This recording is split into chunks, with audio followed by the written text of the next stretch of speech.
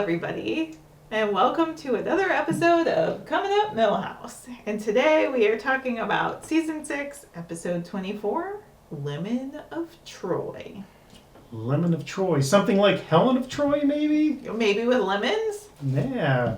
So Bart and his group of friends get into a little bit of a spat with other kids from Shelbyville when they steal the Springfield lemon tree. That's the base of their economy, apparently. All children selling that lemonade. So well, it was the sweetest fruit around when Springfield was founded. So this is true. You know, it's definitely part of their economy. Yep, sweet fruit of lemons. So, yep. So they launch a clandestine mission into Shelbyville to get it back, involving RVs and lots of goofy stuff like that. Yes.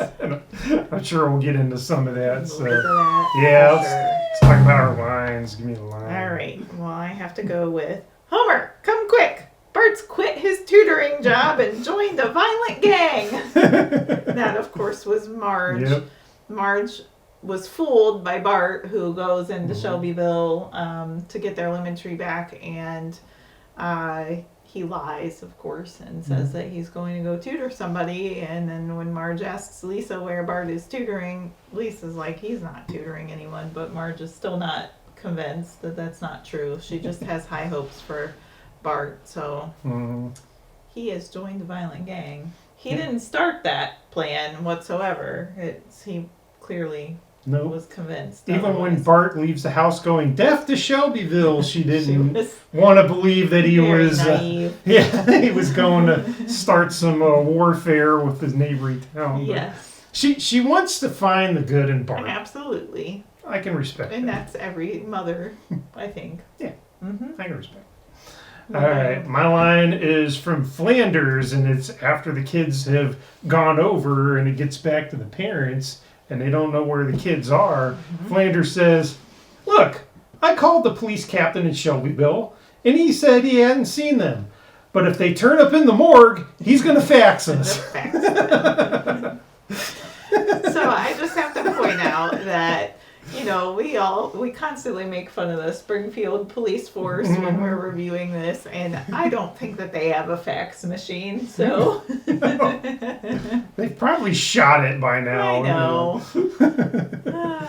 But I think Springfield might have one up on them, and we've witnessed them using phones, not fax machines. This is true. So I think Shelbyville might be slightly behind, even though they're better. They're better than Springfield. That's a good point, because, I mean, I would rather you call me if they turn up in the morgue, not fax me, because I don't have a fax machine in my house. I don't have a fax machine. Oh, boy. I think that Shelbyville police were just blowing them off, really, I think so. in reality. But still good. Good. Flanders has some good lines in this. He does. For sure. He shines. I'm going to go with a Homer line next, though, and I don't care what excuse you've got. Nothing's going to stop me in the middle of this speech. You're gonna... Lemon tree? So Homer was on a rant and then realized that Bart said that the lemon tree was missing, and of course that caught his attention and he joined in on the mischief. It's like priorities for Homer. He's going to discipline Bart, but when he finds out the lemon tree's gone... Of course. All right, all bets out the window, man. Time to get that taken care of. Oh, boy. Well, my next line is the very last line in the episode. Okay. So, of course, we go through this whole thing, and they get the lemon tree back. It's a little worse for wear, but Grandpa is sitting on a stoop and kind of telling the tale of this and how they triumphed.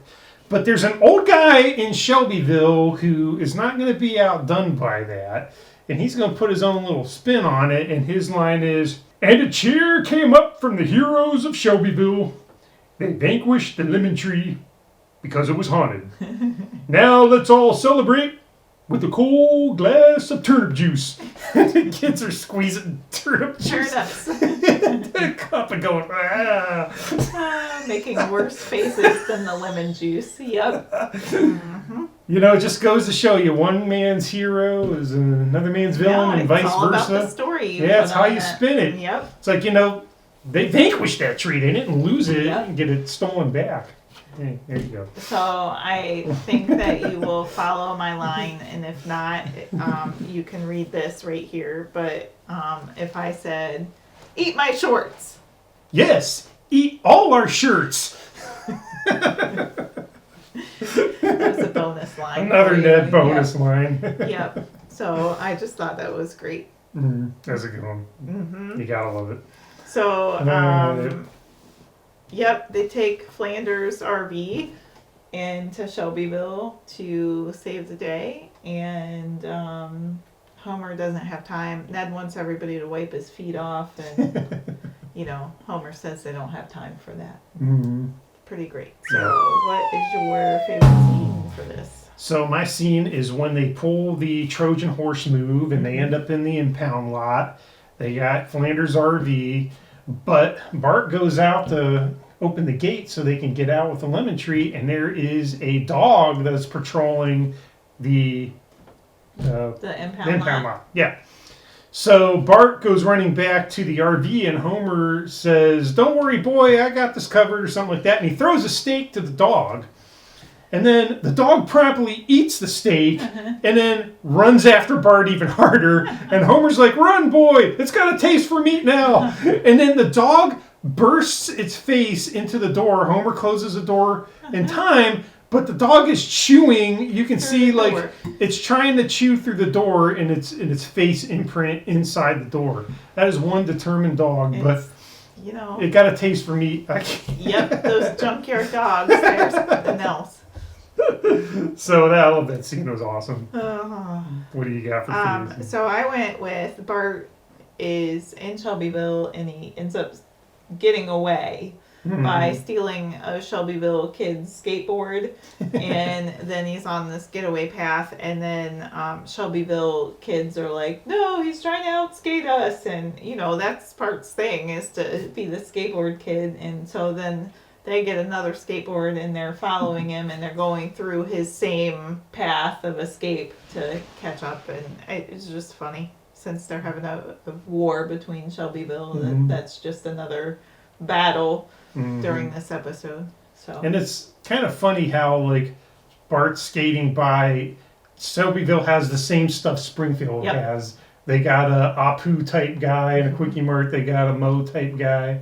And they got a female Willie. Yes. Going, "Oh, stop, yes. Whippersnappers or whatever." It's. They should all be friends because they got so much in common. That's the irony. I know, but it's like a parallel universe in a way that's happening. And in the credits that I not on the show but online, they're all like Abe from Springfield, and then Abe 2 in Shelbyville because the old guy. That's the old guy's name. Yeah, and yep. So I can imagine it's Mo and Mo 2 in the credits, but yeah, and Willie and Abe, Lady Willie. Yeah, something, but it's definitely Abe and Abe 2 and Homer 2 for the Shelbyville kids' dad. Oh boy. How about your winner this episode? My winner is Professor Frink because he has this sweet flying motorbike. All right, and it comes out twice in the episode. Once in the beginning and once when Bart is trying to escape the bullies in Shelbyville. And I decided this is probably the coolest thing that Frink ever made in the show. I'm just going to go out on a limb and say that because if you like listed all of Frink's stuff, that's the one I would pick if I could just pick whatever one I wanted. So Frink is winning because I want that flying motorcycle. That's pretty cool. I also put that down, but I have a backup plan just in case.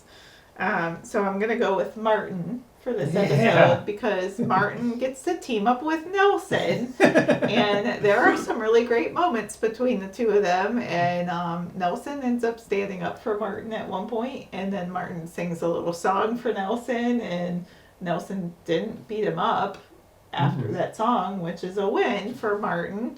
And then they also get to be on Team Discovery Channel together. So Martin for the win. What about your loser?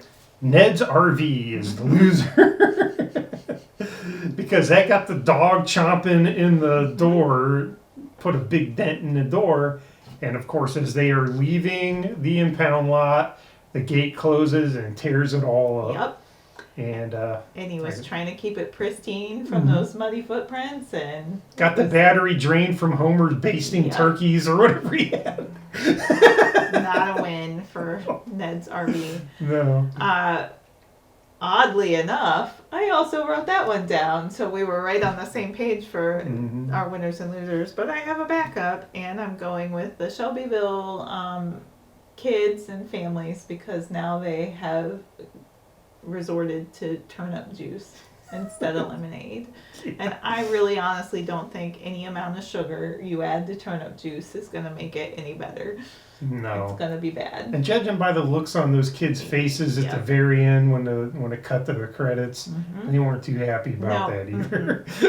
Never actually had turnip juice, but I've eaten turnips, and I mean, they, I can't imagine juicing them. That's for sure. I don't think the juice of a turnip would sell very well. No. Definitely isn't going to be something kids are going to sell at tables outside in their front yards. They've squoze in their last turnips.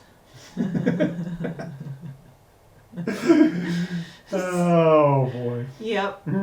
So that was season 6, episode 24, Lemon of Troy, and we only have one episode left of season 6 before we move into season 7, and it is a 2-parter that bumps into the next season. And so if you want to give that a watch, it's the last episode of season 6. Ends on a cliffhanger. It does. No spoilers yet, but we will talk about that soon. In the meantime, if you would like to subscribe, give us a thumbs up, thumbs down, show us some comments about the show, share your favorites below. We'd be happy to see that. And until next time, Jiminy Jillikers!